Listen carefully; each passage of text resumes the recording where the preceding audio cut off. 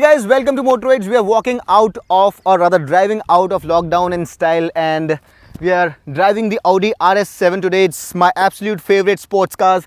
And before I start blabbering about the design and the interiors and whatnot, let's get behind the steering wheel and see how it feels from there. So guys, when I first drove this car about 6-7 years ago, it was a revelation of sorts because you could actually drive this car really fast on our punishing roads, and that really made it very special for me. I enjoyed my time with this car absolutely, and it's no different in its new second generation avatar. Now in its new avatar, the power is delivered by a 4-liter V8 bi-turbo engine, and it gets 600 bhp of stonking power, which is produced between 6,000 and 6,250 rpm, and the torque is even more impressive at 800 newton meters, and it's produced between 2,050 and 4,000 rpm. So a wide band there, you'd be shoved back into your seat at any rpm. This car really goes like stink. And those numbers, if you want to quantify them, 0 to 100 is dispatched in 3.6 seconds. And the funny part is that Audi is claiming a 3.6 seconds, but across the world, including our own test, has revealed numbers which are quicker than that. So you'd ideally be able to achieve that number in about 3.5 seconds. 0 to 60 kilometers per hour is achieved in 1.8 seconds. And in its standard trim, this car can go to 250 kilometers per hour. Of course, that's electronically limited. You can have it increased to 280 kilometers per hour in the dynamic variant, and if you want to open it further, you can go with the dynamic plus configuration, where you can have a top whack of 305 kilometers per hour. So in terms of performance, it's absolutely smashing. It's one of the fastest production cars that Audi has ever made. It's absolutely comparable with the stellar Audi R8. And all of those power figures apart, what really makes this car so enjoyable is its poise, and it's all thanks to the Quattro all-wheel drive system that not just provides it a fantastic launch from the standstill, but also gives it fantastic stability around the corners, and it's by virtue of a lot of things. Now, while the Quattro all-wheel drive system is a capable system by itself, it can transfer up to 70% of the power to front wheels, or up to 85% of the power to the rear wheels. But apart from that, if you're going with the sport differential, at the rear wheels, the 85% of the power that's going to the rear wheels can be delivered to either of the wheels depending on what the requirement is. So the power is juggled between the wheels fantastically, and apart from that, individual wheels can be braked when you're going around the corner so that the car can turn it very well. So it's all been beautifully engineered, and it clearly reflects in the way this car handles. It's always fantastically poised, although I really believe that the steering could have had a little bit more weight to it. It weighs up artificially. You have this RS mode here, which you can engage, and then the virtual cockpit turns into a sport display of sorts with this horizontal layout showing you the power, the torque, and the tacho also is like very prominently visible. You have a G meter. It really transformed the experience for you.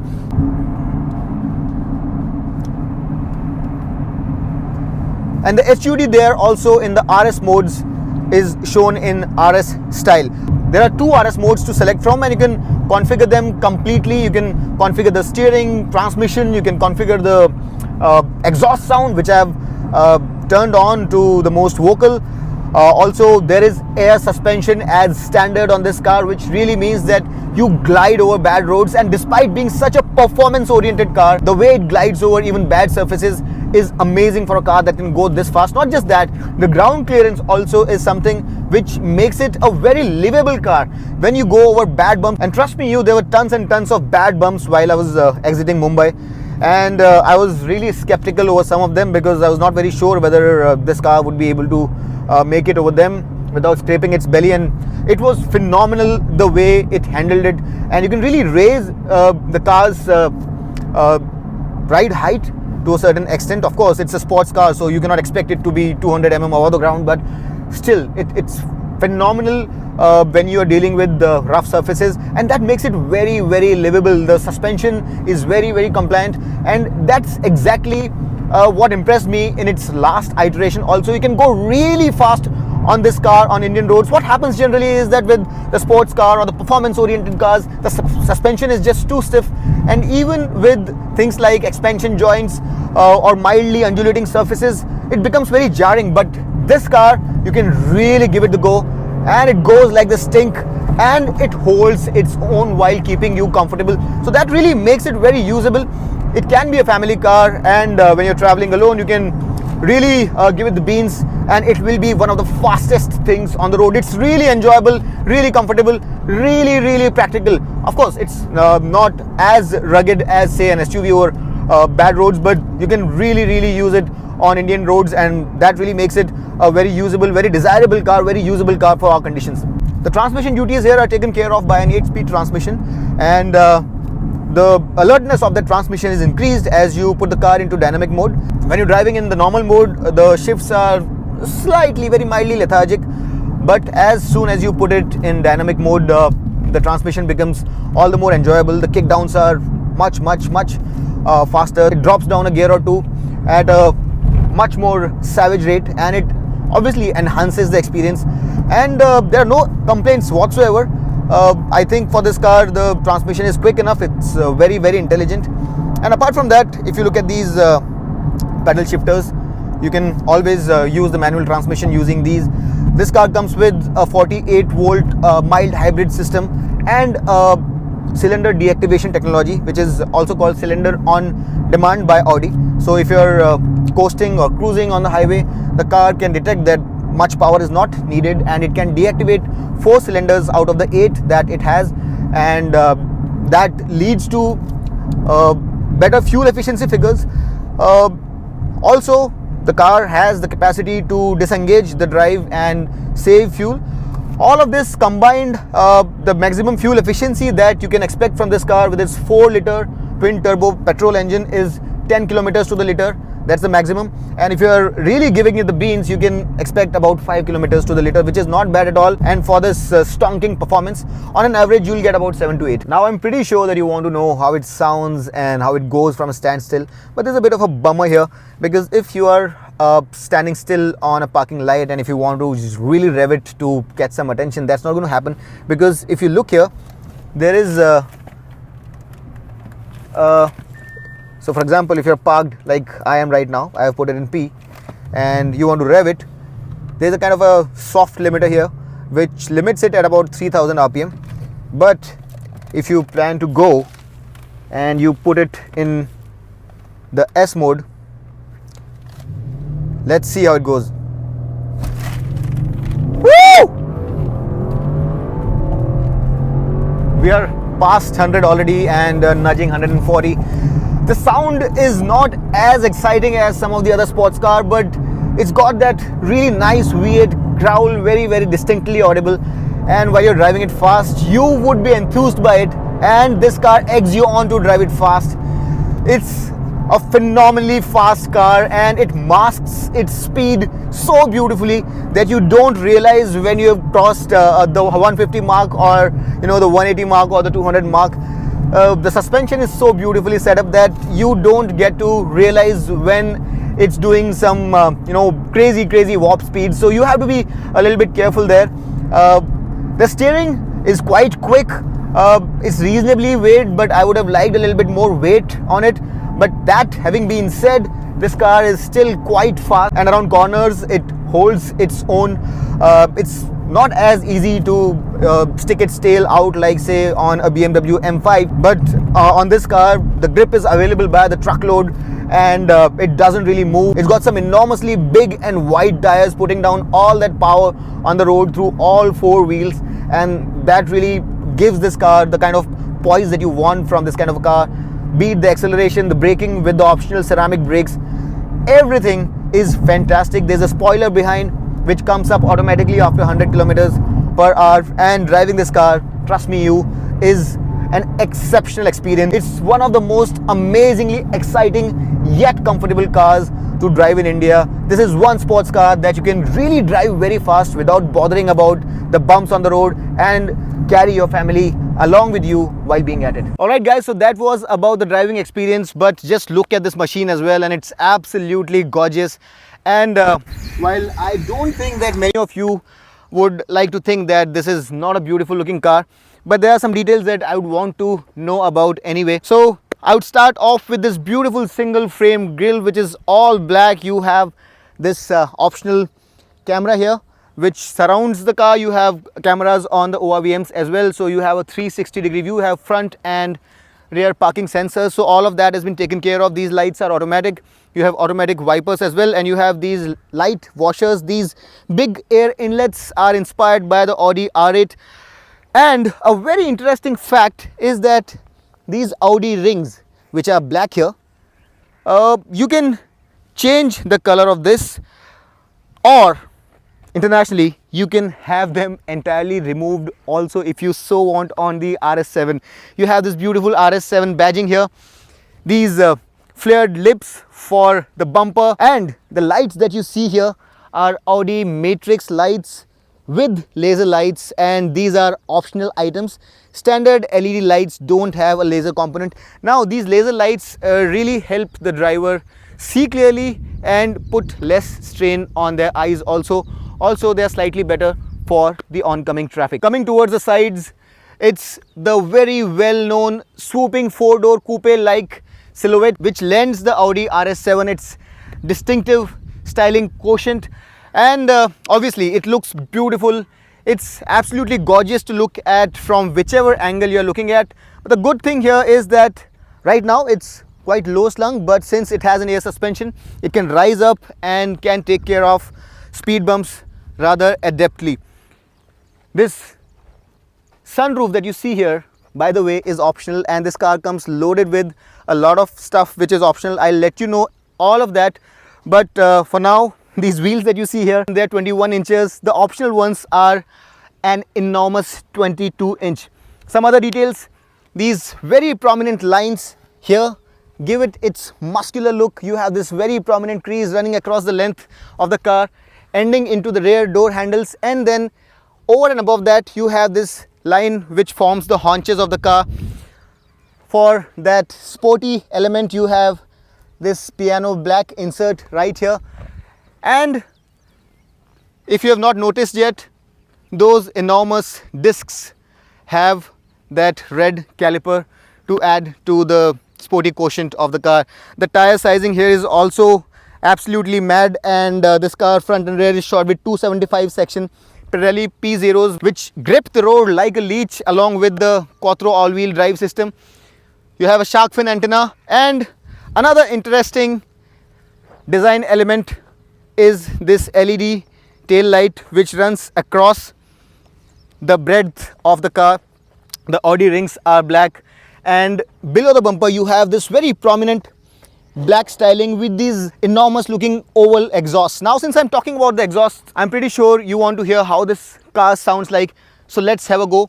I'm going to first turn the car on and fire it up in the standard mode, and then we are going to see how it sounds in the more vocal RS mode. So let's see whether you can make out the difference. So now, right now we are in the normal mode, and let's see how it sounds.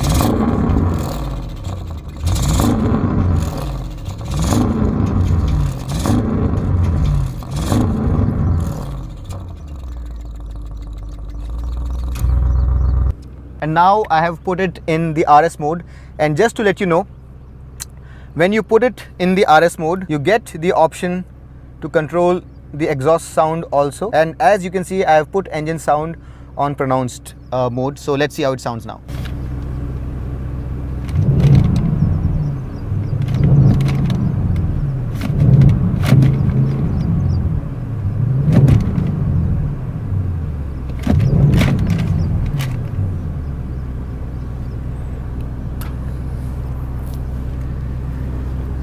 As I mentioned, while static, this car is soft limited to 3,500 RPM, so you won't get the full engine growl, but let me know if you are able to make out the difference. Now the spoiler comes up beyond 100 kilometers per hour of speed. You have this RS7 badging here, and you have a powered tailgate as well, and underneath it you have a cavernous 535 liters of boot, made rather unusable by this tire which is a full-sized spare, which is a good and a bad thing here because it's not going below the floorboard. So if you are going out with family, you'll probably have to check it out and put your stuff in. If you get a flat tire, you'll probably be stranded and you won't have anything to limp back home on. Now, one funny thing here is that although this tire is a full-sized 275 section R21, it still reads that it has to be driven at a max speed of either 50 miles per hour or 80 kilometers per hour, which is a bit of a surprise for me because since this is a full-sized spare, it should not have any such limitation. You also have these blinds here, and by pressing this button, you can bring the tailgate down. Now, you cannot have such a gorgeous car have framed doors, so you obviously have these frameless doors, and they look all the more beautiful when they're open and the window glass is down. So let's get inside now and see what all features we have here. But before that, let me talk about those optional extras that I discussed before. Now, when you talk about options, you have the matrix LED with laser light as an option, 4-wheel steering, which turns in opposite direction at slow speeds to make turning radius shorter as an optional extra. Sunroof is extra, ventilated front seats, and a honeycomb mesh design with perforations is an optional extra. Front seat massage function is optional. Heated front and rear seats is optional. Auto park assist is optional. Ceramic brakes with red, blue or grey brake calipers is optional. And a sport differential with torque vectoring that I talked about is also an optional extra. But just because there are so many extra doesn't mean that it doesn't come with a good amount of standard equipment. You get 3 screens. The central screen, which is a virtual cockpit, is 12.3 inches. Then you have 2 screens, 10.1 inch and 8.6 inch. You have auto LED lights, 4-zone climate control, Android Auto and Apple CarPlay, and a 30-color ambient lighting, a power tailgate, a Bang & Olufsen system wherein a 705 watt 16-speaker system is standard, and if you want even more bang from your Bang & Olufsen, you can go with a 19-speaker 1820 watt output system as an option. You have a head-up display, 8 airbags come standard, tire pressure monitoring system, rear view camera. All of these things are standard, but a 360-degree camera would be an optional extra. Now, before we get in, let's have a look at this key. Nothing very special about it. It's very sleek, very well made, rather heavy, metallic, 3 buttons, lock, unlock and boot release. And of course, you have a proximity sensor here, so you won't have to pull it out of your pocket. And before we get in, let's have a look at these frameless doors. This is what real carbon fiber looks like, and it looks gorgeous, let me tell you. You have Alcantara here, high quality materials everywhere, leather here, and you have heated mirrors, control for the child lock here. You have a boot release button here, and enough space for a liter water bottle in the door panel. So pretty practical. You have 2-way memory function for the driver's seat also. Again, the driver's seat is electrically adjustable with lumbar edges, so no complaints there. RS7 door sills, all of this looks very, very premium, and these seats that I mentioned before are the custom seats, the optional seats. The standard seats are finished in Alcantara, which again is very premium, but these ones are ventilated as well and have a honeycomb mesh design around them. Now, getting inside can be a bit of a problem because it's rather low, and I have put it at its lowest. So I have enough headroom right now, but if you take it up all the way to its highest position, the taller drivers among you might have a bit of an issue with your head brushing with the roof. So the headroom here is not very, very generous. Of course, the steering is adjustable. You have these beautiful metal pedals with the rubber grips, a small glove compartment, controls for the lights here. You have this beautiful leather covered flat bottomed steering with RS branding here, a virtual cockpit, and as I mentioned before, you have these RS modes, and let me just show it to you. This is how the display looks like in the RS mode. Otherwise, it will look simpler like this. You have 2 screens here, and of course the settings of the car and everything can be controlled from here, and this is primarily for the climate. You have a ton of functions here, but what I really wanted to show you was this RS monitor, which shows you a lot of detail about the health of the various components. So the engine oil, coolant and sport differential is shown here, and it shows you what state they are in, whether they are too hot or they are warm or cold, or whether the sensors are totally unavailable because of some fault. So that's a really cool feature here. Then in the Audi Drive Select, you can choose from efficiency, comfort, auto or dynamic, and if you go to the RS modes, you can customize the RS modes completely. Drive system, suspension, steering, engine sound and quattro with sport differential can be controlled from here. As you can see, you can raise or lower the suspension, the air suspension from here. So all of these are fantastic things. Then you have this 360-degree camera, which gives you a variety of views, and I really think it's very useful. So in bumper to bumper traffic where you're surrounded by bikes or auto rickshaws, this comes really handy. Engine start stop button is here. Then you have two cup holders, a cigarette lighter, and underneath this armrest you have a wireless charger, some extra space, two USB chargers and a slot for a SIM and an SD card. This is a sliding armrest, and apart from this, the drive selector looks beautiful. There is this parking button which is electric, and this here is the auto hold button. The interior is richly appointed. It's very modern, very high quality, great materials, great craftsmanship, and you have this contrasting black and silver kind of a treatment, and this 3D treatment ends here right below the steering wheel. Like outside, you have these carbon fiber inlays here as well, a leather dashboard and horizontally laid out AC vents. It looks really beautiful, modern and luxurious. You have vanity mirrors on both the sides, along with a toll ticket holder on the driver's side with lights, and you have this sunroof, which, as I mentioned, is optional. You get adjustable seat belts, and you have a reasonably sized glove compartment as well. All in all, a very tech laden, very rich yet very modern interior, and very practical too. Nothing to complain about at all here, and with 8 airbags, it's pretty safe as well.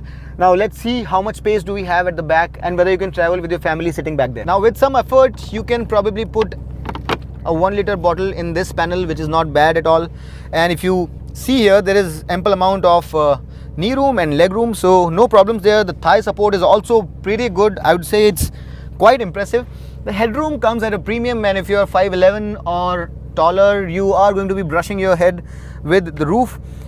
As I mentioned before, you have a 4-zone climate control, so that's quite a good thing. You have a cigarette lighter here as well with a 12-volt power socket. No USB sockets here. Magazine holders, scooped out front seat, and for the first time now, the Audi RS7 has a 3-seater bench. So technically speaking, you can seat 3 people here, although this bump is just too huge for the third person to be sitting comfortably. You have these 2 reading lights, this enormous armrest with 2 cup holders and some space underneath. Now you have space to seat the third person here, at least for the short journeys, but you don't have a proper 3-point seat belt or any seat belt for the middle passenger. So while you can seat someone here, there are no seat belts, so that is something that you have to keep in mind. Seats are extremely comfortable, and you can have these seats heated as well. Apart from the shortage of the headroom, I really don't think there is anything to complain about here. The cabin insulation could probably have been a little better. This is a very expensive car, so I would have wanted the cabin to be a little bit more silent when I wanted it to be. Although this car glides and doesn't make much of engine noise when you don't rev it very hard, so it can turn into a comfortable car for the rear passenger, but still the outside noise comes inside a little more than what I would have found ideal. At 2 crore rupees ex-showroom, the Audi RS7 is not an inexpensive car by any stretch of imagination. And while there are more expensive cars, there are some pros and cons that you have to keep in mind while making your decision. So you have the AMG GT 4-door, which is 2.6 crore rupees ex-showroom, a whole 60 lakh rupees more expensive than this car, although that car is quite a looker. But in terms of the overall versatility and being a do-all kind of a sports car, I think the Audi RS7 aces it. Also, it's about 60 lakh rupees less expensive. You also have the Porsche Panamera Turbo, which is about 15 lakh rupees more expensive ex-showroom as compared to this car. Again, the power and torque is slightly more there. The BMW M5 is another competitor. Currently it's discontinued, the facelift is coming soon, and in its previous avatar, while the M5 was a better car to drive hard, but this car was still the better overall car if you looked at the comfort and the overall balance for the Indian conditions. What I really have to say about this car is that it's a fantastic looking machine and it's phenomenally practical too. It can go really fast on our roads. It's got a very capable all-wheel drive system. It juggles its power really well. It holds its line. It can really enthrall you, and then when you're in the mood, it can take your family along with you for that long weekend whenever you want to. So in that sense, in my opinion, this is the most complete all-round sports car in the premium category that you can buy today, and that's the reason why I love this car so much. I really hope that this video was of some use to you. If you liked it, don't forget to hit that like button. Always put Motoroids in your searches for our long format videos. Do share it with your friends and keep showering us with your love as always. Thanks a lot for watching. This is Amit Changani signing off. Rev hard, rev free, and drive safe.